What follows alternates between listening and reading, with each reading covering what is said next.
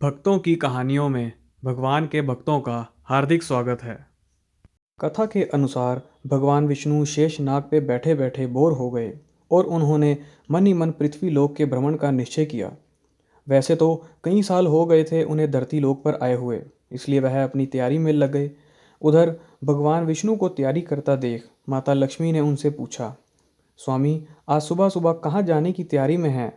तब भगवान विष्णु ने माता लक्ष्मी से कहा, हे प्रिय, मैं पृथ्वी लोक के भ्रमण पर जा रहा हूँ। तब माता लक्ष्मी ने कहा, हे स्वामी, क्या मैं भी आपके साथ चल सकती हूँ? फिर भगवान विष्णु ने कुछ पल सोचने के बाद कहा, हे देवी, आप मेरे साथ धरती लोक पर भ्रमण के लिए चल तो सकती हैं, परंतु आपको मेरी एक शर्त माननी होगी। उसके बाद माता लक्ष्मी बोली, हे स्वामी, मैं आपके साथ धरती लोक पर चलने के लिए शर्त मानने के लिए तैयार हूँ। आप शर्त तो बताइए। तब विष्णु जी ने कहा, प्रिय, आप मेरी शर्त के अनुसार धरती लोक पर उत्तर दिशा की ओर मत देखिएगा। उसके बाद माता लक्ष्मी ने विष्णु जी की शर्त की स्वीकृति दे दी और फिर दोनों धरती लोक के लिए प्रस्थान कर गए। सुबह सुबह माता लक्ष्मी और भगवान विष्णु पृथ्वी लोक पर पहुँचे। उस समय सूर्य निकल ही रहा था।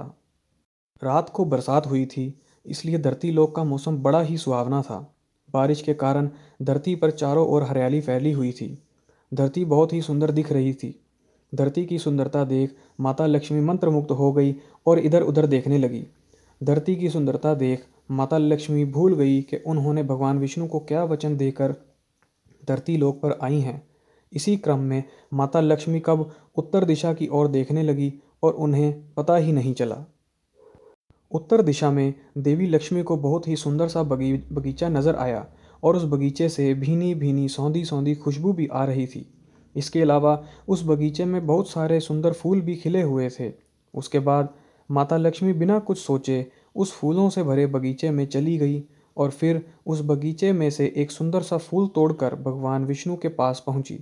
परंतु जब भगवान विष्णु ने माता लक्ष्मी के हाथों में वह सुंदर सा फूल देखा तो उनकी आंखों में आंसू भर गए और उन्होंने माता लक्ष्मी से कहा, कभी भी किसी से बिना पूछे उसकी कोई भी वस्तु नहीं लेनी चाहिए। उसके बाद भगवान विष्णु ने माता लक्ष्मी को अपनी शर्त याद दिलाई। तब माता लक्ष्मी ने भगवान विष्णु से कहा, हे स्वामी, मुझसे भूल हो गई, कृपया कर मुझे क्षमा कर दीजिए। फिर भगवान विष्णु बोले, हे देवी, इस भूल के लिए आपको क्षमा नहीं मिल सकती, बल्कि इस भूल के लिए आपको सज़ा मिलनी चाहिए, क्योंकि आपने जिस माली के खेत से बिना पूछे इस फूल को तोड़ा है वह चोरी जैसे पाप की श्रेणी में आता है।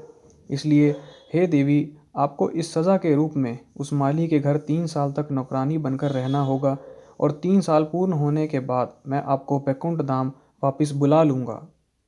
यह सुन माता लक्ष्मी ने भगवान विष्णु से कहा, हे स्वामी, आपके द्वारा दी गई सज़ा मुझे मंजूर है और मैं आपके आदेशानुसार माली के यहाँ एक नौकरानी के रूप में अपना जीवन व्यतीत करूँगी। इसके बाद भगवान विष्णु बैकुंठ धाम को लौट गए। उधर भगवान विष्णु के बैकुंठ धाम वापस लौटने के पश्चात माता लक्ष्मी एक गरीब कन्या का रूप धारण कर उस माली के घर पहुंची। वहां पहुंचकर माता लक्ष्मी ने देखा कि माली के पास घर के नाम पर एकमात्र टूटी सी झोपड़ी थी और उस माली का नाम था माधव। माधव उस टूटी सी झोपड़ी में अपनी पत्नी, 3 बेटियों और 2 बेटों के साथ रहता था। वे सभी एक बगीचे में काम कर अपना गुजारा करते थे। फिर जब माता लक्ष्मी एक कन्या के रूप में उस झोंपड़ी के आंगन में पहुंची तो माधव ने पूछा, बेटी, तुम कौन हो और यहाँ किस लिए आई हो? तब कन्या रूपी माता लक्ष्मी ने माधव से कहा, मैं एक गरीब लड़की हूँ और मेरी देखभाल करने वाला भी कोई नहीं है और मैं कई दिनों से भूखी भी हूँ। कृपया आप मुझे यहाँ कोई काम दे दो, मैं आपके घर का भी काम कर दिया करूँगी। कृपया कर आप मुझे यहाँ रख लो। माधव बड़ा बहुत ही भला इंसान था। उसे उस लड़की की बातें सुन दया आ गई।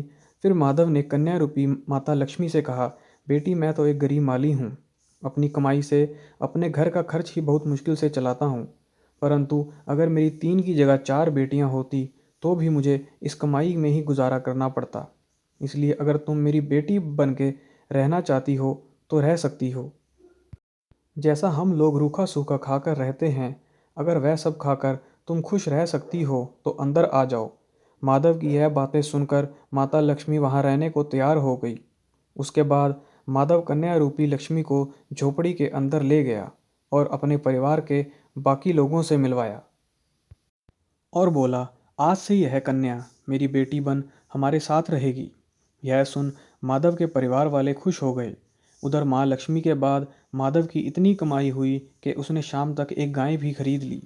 इसी तरह दिनों दिन माधव की आमदनी बढ़ने लगी। इसके बाद माधव यह हमेशा सोचने लगा कि हो ना हो यह लड़की कोई देवी ही है, जिसके आने के बाद ही मुझे ये सारी सुख सुविधाएं मिली हैं। इसी तरह 3 साल बीत गए और जब माधव खेतों से काम करके अपने घर आया तो उसने अपने घर की दहलीज पर देवी स्वरूप गहनों से लदी एक महिला को देखा।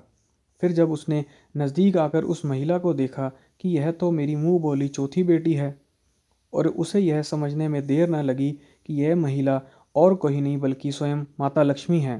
फिर उसने पूरे परिवार को बाहर आने को कहा। बाहर आकर उसके परिवार वाले माँ लक्ष्मी को देखकर हैरान हो गए। उसके बाद माधव ने हाथ जोड़ते हुए माता लक्ष्मी से कहा कि माँ, मुझे और मेरे परिवार को माफ़ कर दो। मैंने अनजाने में आपसे खेत और घर के काम करवाए। इस अपराध के लिए हम सभी को माफ़ कर दो माँ। माधव के मुख से ऐसी बातें सुन माँ लक्ष्मी मुस्कुराते हुए बोली, माधव, तुम बड़े ही अच्छे और दयालु व्यक्ति हो। तुमने मुझे इतने दिनों तक अपनी बेटी की तरह प्यार दिया है, जिससे प्रसन्न होकर मैं तुम्हें एक वरदान देती हूँ कि तुम्हारे और तुम्हारे परिवार के पास कभी भी धन और खुशियों की कभी कोई कमी नहीं होगी। तुम्हें वह हर सुख मिलेगा जिसके तुम हकदार हो। इसके बाद माता लक्ष्मी जी विष्णु जी द्वारा भेजे गए रथ में बैठकर बैकुंठ धाम वापस चली गई। अगर आपको यह हमारी वीडियो अच्छी लगी हो तो वीडियो को लाइक करना, कमेंट करना और चैनल को सब्सक्राइब करना ना भूलिए। ऐसी ही अच्छी कहानियाँ देखने के लिए जुड़े रहें हमारे YouTube चैनल भक्तों की कहानियों के साथ।